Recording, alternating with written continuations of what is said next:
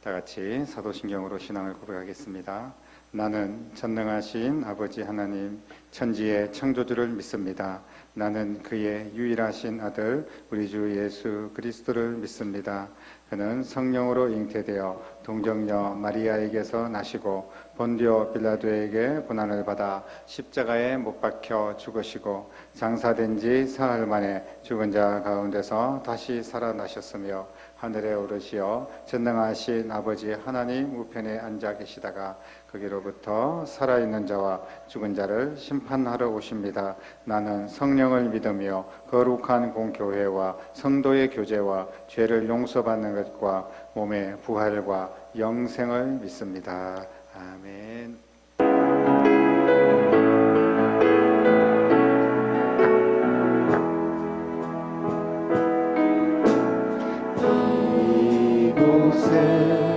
생명샘 솟아나 눈물 골짝 지나갈 때에 너잖아 열매 맺히고 웃음소리 넘쳐나리라. 꽃들도 구름도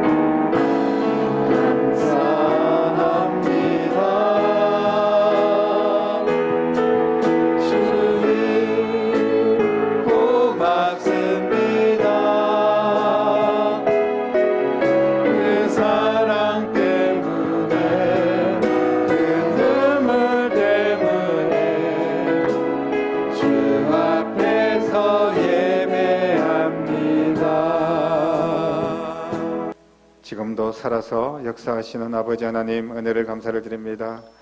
이 어려운 시기에 저희들을 주님의 전에 불러주시고 하나님 앞에 예배 드릴 수 있도록 인도하심을 감사합니다.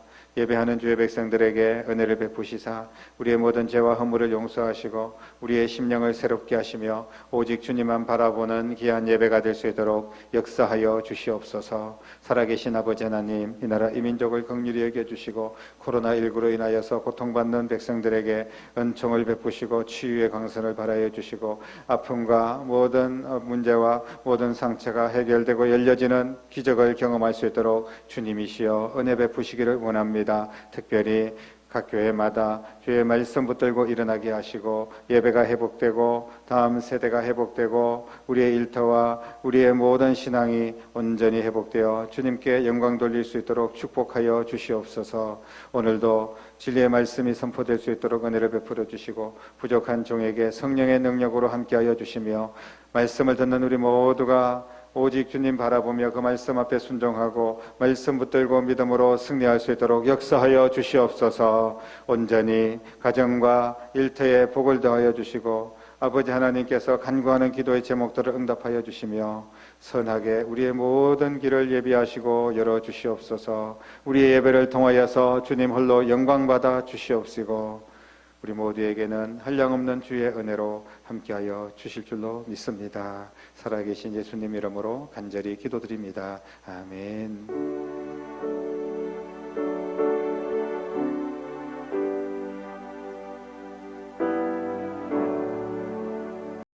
오늘 우리에게 주시는 하나님 말씀은 사무엘상 30장 11절부터 15절까지 말씀입니다.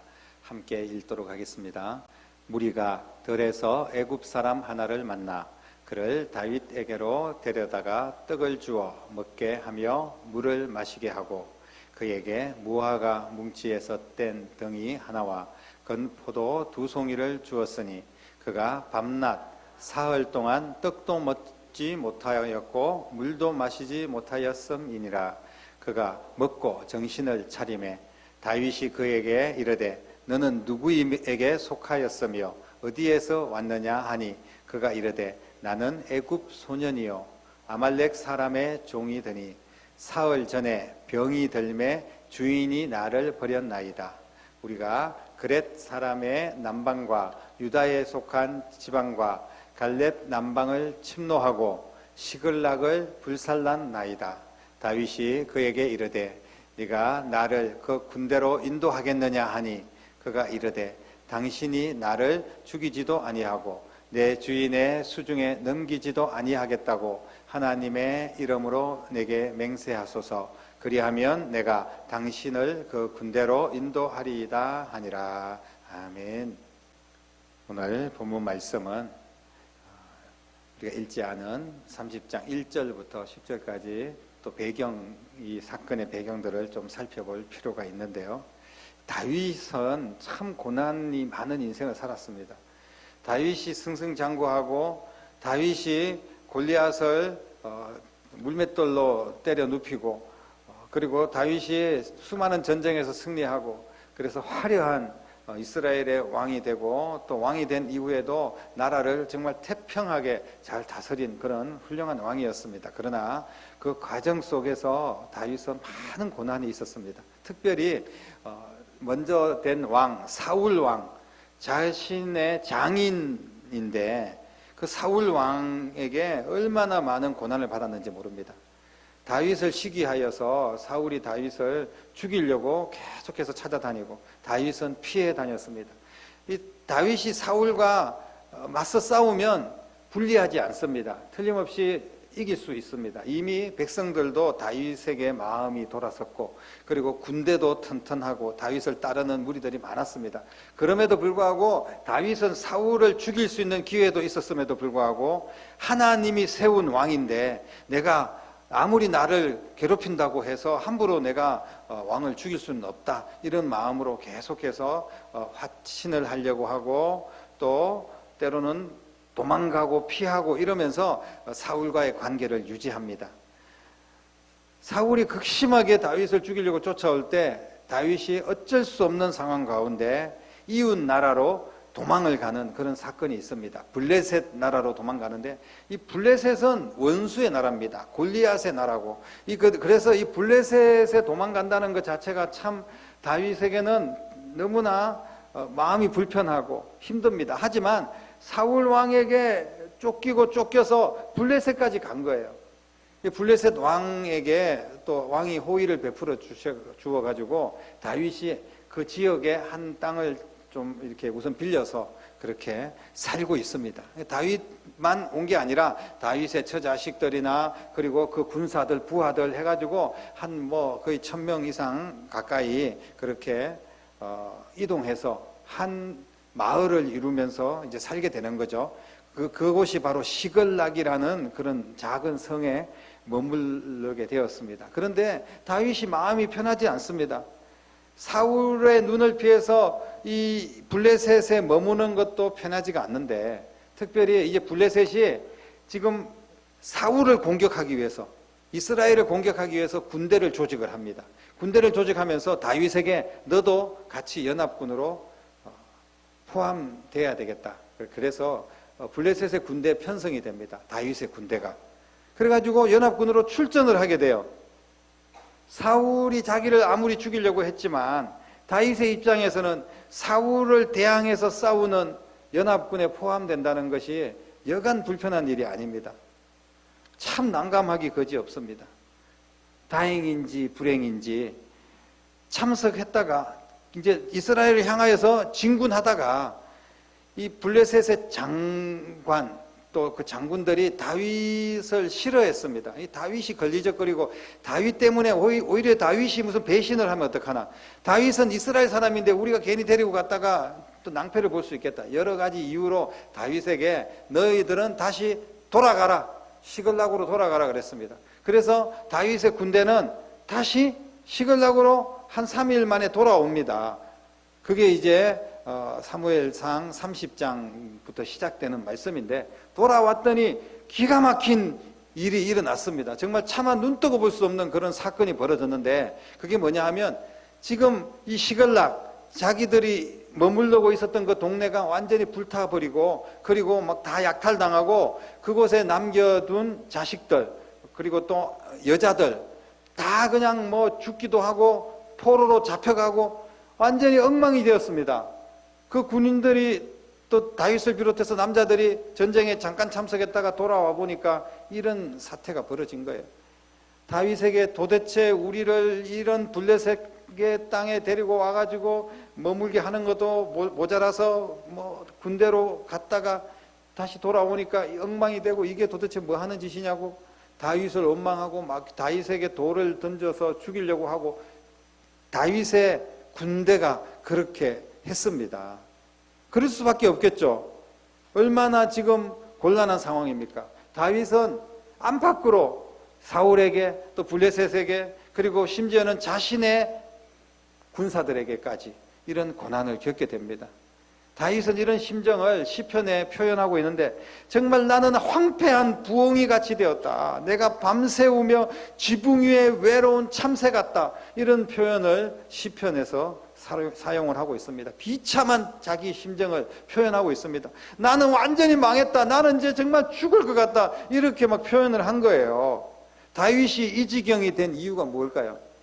물론 하나님께서 다윗을 잘 훈련시키고 또 어떤 고난 속에서 연단을 시켜서 훌륭한 왕으로 만들기 위한 그런 계획도 있겠죠. 하지만 결과는 어떤 이유가 있기 때문에 결과가 있는 겁니다. 아무런 이유 없이 이런 고난이 그냥 찾아오지는 않습니다. 다윗은 참 훌륭한 인격자고 신앙도 좋고 하나님을 잘 섬겼고 또 사울 왕을 대항하지 않고 잘 화평하게 하고 피해 다니고 이런 사람이었습니다.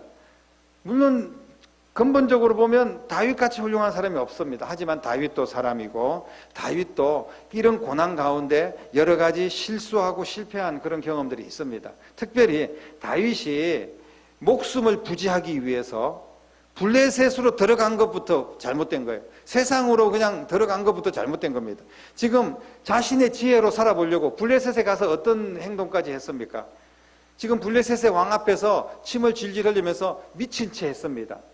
네가 골리앗을 잡은 다윗이면 당장 잡아다가 다윗을 처형하겠죠. 블레셋 사람들이. 그래서 완전 미친 체 하면서 침을 질질 흘리면서 나는 아무것도 몰라요. 막 이렇게 그렇게 표현을 했던 겁니다. 그런 행동까지 하면서 하나님의 명예를 더럽혔던 그런 부분들도 있고, 그리고 아무래도 블레셋에 살 동안 이 눈치를 봐야 되고 블레셋 사람과 타협을 해야 되고 하나님 앞에서 떳떳하지 못한 그런 생활을 할 수밖에 없는 겁니다.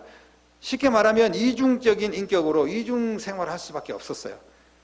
잠시나마 이런 삶을 살고 있는 다윗을 하나님께서 그냥 내버려 두시지 않고 실패를 통하여서 아픔을 주십니다. 쉽게 말하면 잠깐 전쟁에 참석하고 돌아오니까 자기 동네 시글락이 다 불타고 자신들의 그 군사들의 다윗의 그 가족들을 포함해서 군사들이 내 자식들 가족들이 다 지금 포로로 끌려가고 죽게 되었습니다.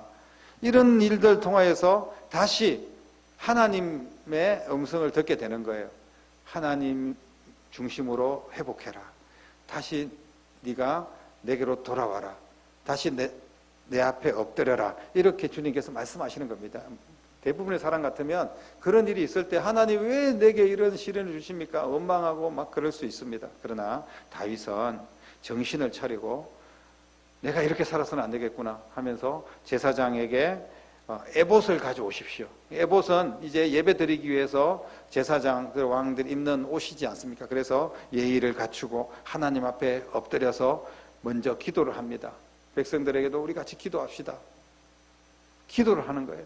예배를 드립니다. 그러면서 하나님께 묻습니다. 어떻게 하면 좋습니까? 지금 우리가 이 지경이 되었습니다. 지금 아말렉의 그 군대가 지금 우리 거 다 빼앗아가고 특별히 처자식까지 다 잡아다가 지금 갔습니다. 어떻게 하면 좋습니까? 그때 하나님께서 간절하게 예배하고 기도하는 다윗에게 응답을 해주십니다. 네가 아말렉을 따라가라.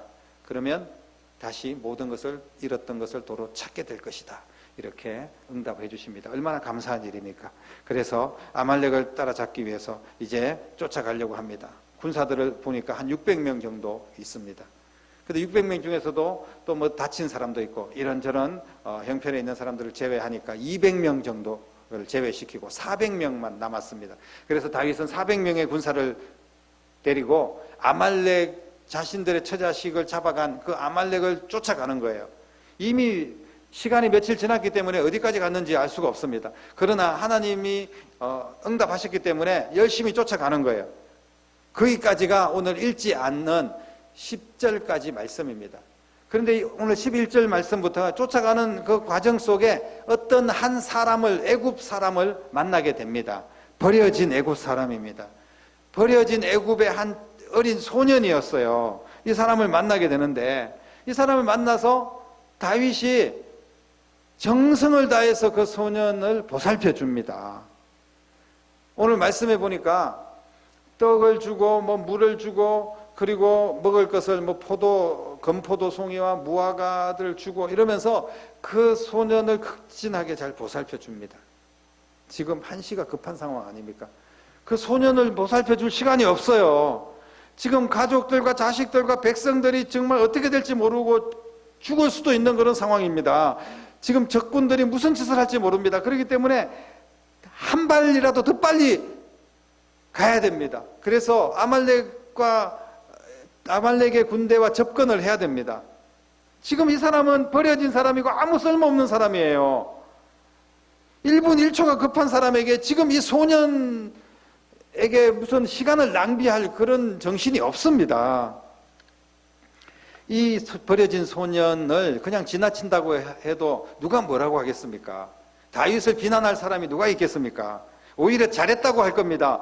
급한 일을 먼저 해야 될 거 아닙니까? 그런데 지금 이 소년을 돌보아 주고 있어요. 지금 정성을 다해서 뭐 떡 한 덩이 던져주고 빨리 가는 것도 아니고 계속해서 떡도 주고 뭐 여러 가지 건포도도 주고 이러면서 보살펴 주는 것을 보게 됩니다. 하나님께서 왜 이런 부분을 강조를 하시면서 우리에게 말씀하고 계실까요? 사랑하는 성도 여러분, 다윗은 이 버려진 소년을 통한 하나님의 손길이 있다는 것을 아는 사람입니다. 다시 말씀드리면 이 버려진 소년을 만나게 된 것은 이거 우연한 것이 아니다. 이러면서 이 소년을 통하여서 하나님께서 어떻게 일하실지 그 하나님의 섭리를 기대하면서 그 소년을 돌보아 줍니다. 다윗은 원래 그런 성품을 가지고 있었어요. 보살피고, 그리고 섬기고, 남을 돕고, 그리고 하나님의 의로운 그런 일에 앞장서고, 이런 사람이었습니다. 그런 성품이 그대로 나타나는 거예요. 하나님은 사람을 통하여서 역사하십니다. 여러분 믿으시기를 바랍니다. 쉽게 말하면 내 주변에 아주 보잘것없는 그런 사람을 통해서 나에게 하나님이 기적을 베풀어 주신다는 사실을 오늘 말씀하고 있습니다. 이 작은 소자 하나에게 한 것이 나에게 한 것이다. 이게 예수님의 말씀 아닙니까? 천국 문 앞에서 예수님이 잘했다고 칭찬을 하니까, 그러면서 내가 옥에 갇혔을 때 나를 돌보아 주었으니 참 잘했다 이렇게 칭찬을 합니다. 그러니까 그 사람이 내가 언제 예수님이 감옥에 갇혔을 때 돌보아 줬습니까? 나는 그런 적이 없습니다. 사람을 잘못 보셨습니다. 내가 배고플 때, 굶주릴 때 나에게 먹을 것을 주고 나를 도와주었다. 이렇게 말하면서 칭찬하지 않습니까? 그러니까 이 사람이 언제 예수님께서 배고플 때, 예수님께서 굶주릴 때 내가 먹을 것을 줬습니까? 나는 그렇게 한 적이 없습니다. 이 작은 소자에게 한 것이 바로 나에게 한 거야. 작은 자에게 한 것이 바로 나에게 한 거라는 거예요. 그 작은 자가 바로 예수님이라는 겁니다. 이 버려진 소년의 처지는 어쩌면 다윗의 처지와 많이 닮았습니다. 지금 다윗도 그렇게 지금 사울 왕에게 버림받고 쫓겨다니고 지금 하나님께서도 나를 버린 거 아니야 막 이런 마음이 들 정도로 모든 것이 고난의 연속이었습니다. 그런 처지에서도 하나님이 그런 어려움 속에서도 다윗을 돌보고 계신다는 것을 다윗은 알고 있었어요. 그러면서 그 하나님의 손길을 기대하면서 버려진 한 소년에게 최선을 다해서 긍휼을 베푸는 것을 보게 됩니다. 긍휼을 베풀지 않는 자는 긍휼 없는 저주를 받을 것이다. 야고보서 2장 17절에 말씀하고 있습니다. 반대로 긍휼을 베푸는 자는, 긍휼히 여기는 자는 긍휼히 여김을 받을 것이다. 예수님께서 마태복음 5장에 분명하게 말씀을 하고 있습니다. 이 버려진 소년 어떤 사람입니까? 바로 하나님의 손길이었습니다. 하나님이 보낸 손길이었어요. 다윗은 그냥 그 소년이 불쌍하고 안타까워서 도와줬을 뿐인데 그 사람이 바로 하나님의 손길이었다는 겁니다. 이 버려진 소년, 이제 정신을 차린 후에 다윗이 너는 누구냐? 너는 어디에 속해 있는 사람이냐? 물어봤습니다. 이 말씀을 보면 이 다윗은 이 소년이 누군지도 모르고 그냥 도와준 거예요. 이 소년이 적군인지 무슨 첩자인지 아니면 우리를 더 힘들게 할 사람인지 알 수 없었습니다. 단지 이 사람이 너무나 힘든 상황에 있으니까 도와준 거예요. 원수든 아픈 사람이든 무슨 이 사람이 아프가니스탄에서 온 무슨 무슬림 회교권에서 온 사람인지 불교 신자인지 이단인지 이런 거를 따지지 않고 이 사람이 불쌍하다는 거예요. 이 사람이 지금 고난 당하고 있다는 겁니다. 이런 사람을 도와주는 것, 이것이 기독교 정신입니다. 이것이 예수님의 사랑이에요. 우리는 이것을 분명히 알아야 됩니다. 물론 우리가 불교 교리를 받아들이고 이단들의 말씀을 우리가 듣고 은혜를 받고 이것은 절대로 안 될 일이지만 한 영혼 한 영혼들을 불쌍히 여기고 긍휼을 베풀고 도와주는 마음, 이것은 너무나 중요한 마음이라는 것을 말씀하고 있습니다. 지금 이 버려진 소년은 알고 봤더니 아말렉에 속한 사람이었습니다. 그래서 아말렉 군대의 사정을 너무나 잘 알고 있었던 사람입니다. 한마디로 말해서 다윗의 위기를 건져주고 그리고 아말렉의 군대까지 모든 길을 잘 알고 있었고 그것을 정확하게 찾아갈 수 있도록 정보를 제공할 수 있는 그런 사람이었습니다. 결국 이 버려진 소년의 인도를 따라서 아말렉 진영까지 쉽게 접근할 수가 있었고, 가니까 아말렉 군대는 그냥 막 자축하면서 경계를 풀고 자기들끼리 퍼마시고 그렇게 있는 모습을 발견하게 됩니다. 그래서 쉽게 그 아말렉 군대를 이기고 모든 것을 도로 찾고 다시 회복되고 하나님의 영광을 나타내게 되었습니다. 이 일로 인하여서 다윗은 다시 전열을 가다듬고 이스라엘로 다시 돌아갈 수 있는 길이 열리고 그리고 이스라엘의 왕이 될 수 있는 그런 길이 열리게 됩니다. 결국은 한 소년, 버려진 소년 하나를 도와줌으로 말미암아 이런 엄청난 결과가 일어나게 된 것입니다. 이 버려진 소년은 다윗을 돕기 위해서 하나님께서 보낸 사람이었습니다. 다윗은 버려진 소년을 통하여서 자신을 찾아오신 하나님을 알게 된 거죠. 만약에 그냥 그대로 내버려뒀으면 어떤 길로 막 사방을 헤매면서 아말렉 군대를 찾지도 못했을 수도 있어요.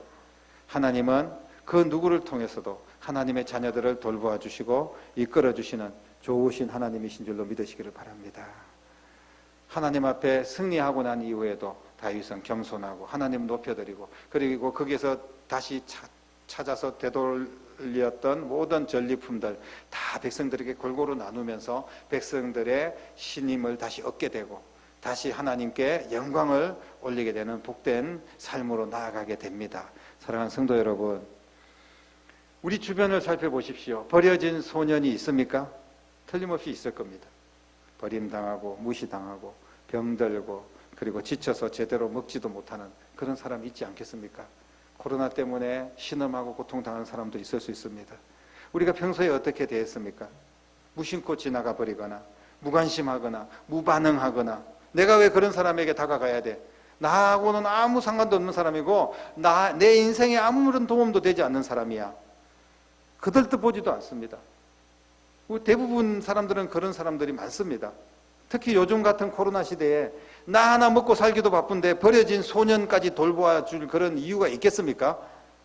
특히 나한테 무슨 도움을 주는 사람이라면 나도 그냥 그 사람이 나를 도와줬으니까 나도 도와준다 뭐 이 정도는 생각할 수 있지만, 오히려 나를 막 나한테 해를 끼치고 나한테 걸림돌이 되고 뭐 나한테 욕을 하고 뭐 이런 사람들이 있다고 생각해 보십시오. 그런 사람들이 고난에 빠져 있고 어려움을 겪고 있을 때 우리가 그 사람들을 돌볼 이유가 있습니까? 사랑하는 성도 여러분, 돌볼 이유가 있습니다.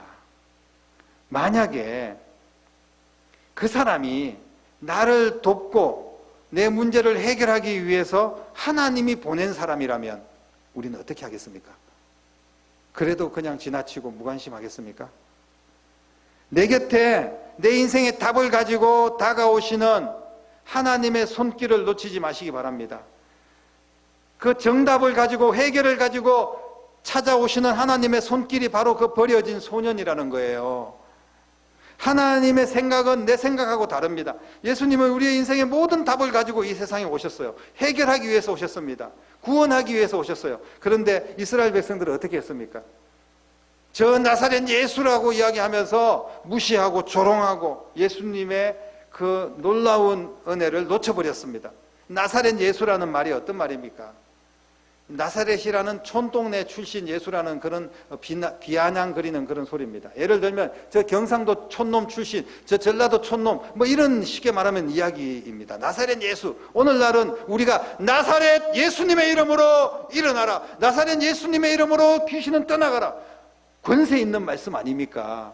예수님의 이름이 능력 있는 이름입니다. 근데 그 당시에 나사렛 예수다 그러면 막 조롱하는 그런 말이었어요. 그렇게 예수님을 놓쳐버렸던 그런 사람들을 우리는 알고 있습니다. 사랑하는 성도 여러분, 하나님이 하시는 일에는 우연한 일이 없습니다. 하나님이 만나게 하는 모든 관계는 소중한 거예요. 나한테 유익을 주고 뭐 나를 도와주고 뭐 내 일자리를 찾아주고 뭐 이런 사람만 소중한 것이 아니라, 때때로는 내 주변에 많은 사람들이 소중한 내 인생의 정답을 가지고 있는 사람들입니다. 나에게 고난을 주는 사람도 있고, 심지어는 나를 핍박하는 사람, 나를 욕하는 사람이 있을지도 몰라요. 하지만 그런 분들조차도 우리의 인생에 답을 가지고 있는 하나님의 손길일 수가 있다는 것을 우리는 기억해야 됩니다. 내 곁에 어렵고 힘든 분들이 있다면 그분이 바로 나를 회복시키기 위해서 하나님께서 보낸 분이라는 사실을 기억하고 그분을 도와주는 겁니다. 우리가 그분을 살펴줘야 됩니다. 이 소자 중 지극히 작은 자에게 한 것이 바로 나에게 한 것이야. 주님의 이 말씀을 우리는 잊어서는 안 됩니다. 어려울수록 교회는 더 선교하고, 힘들수록 주변을 살피고, 그리고 불쌍한 사람들을 도와주는 교회가 되고 성도들의 삶이 돼야 됩니다. 우리의 육체와 영혼이 힘들 때, 내가 많은 문제를 안고 있을 때, 그때 하나님은 반드시 내 옆에 사람을 통하여서 역사하신다는 사실을 잊지 마시기를 바랍니다. 때론 하나님께서 나에게 도움을 주는 사람을 붙여주실 겁니다. 내 문제를 해결할 수 있는 그런 사람을 보내주시고 붙여주셔야 얼마나 좋은 일입니까? 하지만 더욱더 중요한 것은 확실하게 우리의 문제를 해결할 수 있는 방법은 뭐냐 하면 나를 도와주는 사람이 아니라 내가 도울 수 있는 사람, 버려진 한 소년, 이런 사람들을 만나게 해주신다는 거예요. 내가 바쁘고 힘들어서 그 사람을 도울 수 없습니다. 나는 그 사람에게 손을 내밀고 그 사람을 도와줄 수 있는 그런 여유가 내게 없습니다. 우리가 그렇게 한다면 하나님도 나를 버릴 수밖에 없습니다. 하나님도 내 문제를 그냥 내버려 둘 수밖에 없어요. 왜냐하면 하나님께서 내 문제를 해결할 수 있는 방법으로 그 사람을 내 옆에 붙여주셨기 때문에 그런 것입니다. 사랑하는 성도 여러분, 내가 힘들어도 아파도 나도 고난 가운데 있을지라도 아픈 이웃을 돕고 주님의 몸된 교회를 위해서 또 하나님의 일을 위해서 우리가 헌신하고 예배하고 믿음으로 나아갈 때 반드시 하나님의 기적을 보게 될 줄로 믿으시기를 바랍니다. 이번 추석 명절에는 정말 힘들고 어려운 가족들을 더욱더 잘 섬기는, 예수 믿는 사람이기 때문에 믿지 않는 사람들과는 나는 아주 말도 안 섞는다 이게 아니라 잘 섬김으로 말미암아 하나님을 보여주시기를 바랍니다. 예수님의 사랑을 전하여 주시기를 바랍니다. 그리고 특별히 원수 같은 사람, 나를 힘들게 하는 사람이 있을지라도 하나님 앞에 기도하면서 이걸 문제를 어떻게 해결해야 되겠습니까? 섬김의 손길 내가 먼저 내밀고 내가 예수님의 사랑으로 접근한다면 하나님께서 은혜를 주시고 기적을 주실 줄로 믿습니다. 섬김으로 말미암아 복의 통로, 해결의 통로, 승리의 통로가 될 수 있습니다. 사랑하는 성도 여러분, 여러분의 모든 삶이 오늘 말씀을 통하여서 내 곁에 있는 어떤 사람도 헛된 사람은 한 명도 없고 좋은 분도 있고 또 내게 힘든 분도 있지만 모두가 어우러져서 하나님께서 나를 돕기 위해서 또 그 영혼을 섬김으로 말미암아 나에게 더 큰 축복을 주시기 위해서 나에게 보내주신 예수님과 같은 사람이다, 이런 마음을 가지고 잘 섬김으로 하나님 앞에 큰 영광 돌리고 하나님의 기적과 축복을 다 경험하는 여러분이 되기를 주님의 이름으로 간절히 축원합니다. 기도하겠습니다. 살아계신 아버지 하나님, 버려진 한 소년 우리가 잘 섬기고 보살피기를 원합니다. 아무리 바쁘고 힘들고 어려운 일이 있더라도 내 문제를 해결하기 위해서 보내주신 하나님의 손길이라는 것을 기억하며 교회에 사랑하는 성도들을 섬기고 이웃을 섬기며 특별히 어렵고 힘들고 내가 도와줘야 될 분이 있으면 잘 섬기고 도와줄 수 있는 믿음을 주시고 이 일을 통하여서 내 문제를 해결받고 기적의 문이 열리고 하나님의 축복의 문이 열리는 사랑하는 모든 성도들의 삶이 될 수 있도록 역사하여 주시옵소서. 살아계신 예수님 이름으로 간절히 기도드립니다. 아멘.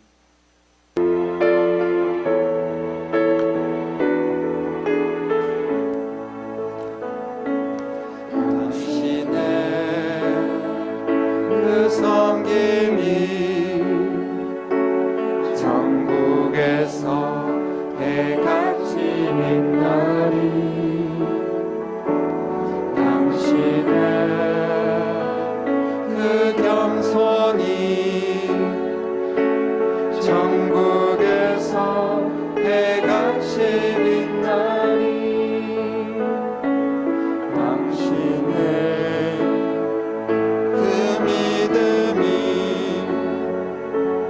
천국에서 해같이 빛나리. 당신의 그 충성이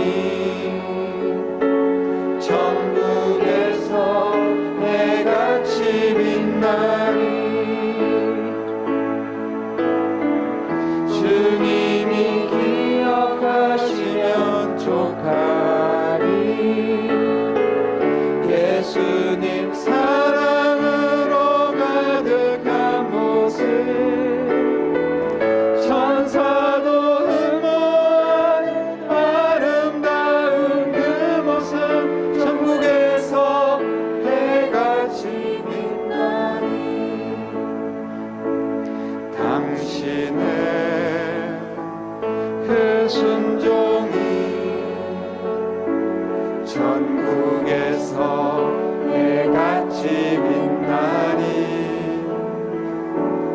당신의 그 사랑이 천국에서 해같이 빛나리 당신의 그 찬송이 천국에서 해같이 빛나리 당신의 그 헌신이 천국에서 해같이 빛나리 주님이 기억하시면 족하리 불타는 사명으로 가득 찬 모습 천사도 흠모하는 아름다운 그 모습 천국에서 해같이 빛나리 아멘. 귀한 드린 예물 위해서 축복하며 제가 기도드리겠습니다. 살아계신 아버지 하나님, 영원히 버려져 죽을 인생, 지옥 갈 인생을 사랑하시고 이 땅에 오셔서 우리를 구원하신 그 은혜에 감사하여 주님 앞에 예배를 드립니다. 주님 앞에 예배할 때 정성을 다하여 예물을 구별하여 바칩니다. 아버지 하나님, 드린 손길들에게 복을 주셔서 그 모든 삶이 형통하게 일려지고 하나님이 그 모든 문제를 해결하시고 일터에 복을 주시고 건강을 책임져 주시고 모든 드린 손길들에게 그 자녀들을 복되게 하시고 앞길을 열어주시고 아버지 하나님이여 모든 드린 손길들이 하나님 앞에 붙잡힌 바 되고 하나님의 기적과 하나님의 해결을 경험하며 하나님의 축복 속에 형통한 삶을 살고 하나님 앞에 더 큰 영광 돌리는 은혜의 삶을 살아갈 수 있도록 역사하여 주시기를 간절히 원합니다. 이 귀한 예물 하나님께서 기뻐 받으시고 아버지 하나님 원하시는 일에 영혼을 살리고 땅끝까지 복음을 전하는 선교의 일에 그리고 다음 세대를 세우고 건강한 교회를 만들어가는 일에 존귀하게 쓰임받는 예물이 될 수 있도록 우리 주님께서 받아주시고 사용하여 주시옵소서. 살아계신 예수님 이름으로 간절히 축복하며 기도드리옵나이다. 아멘.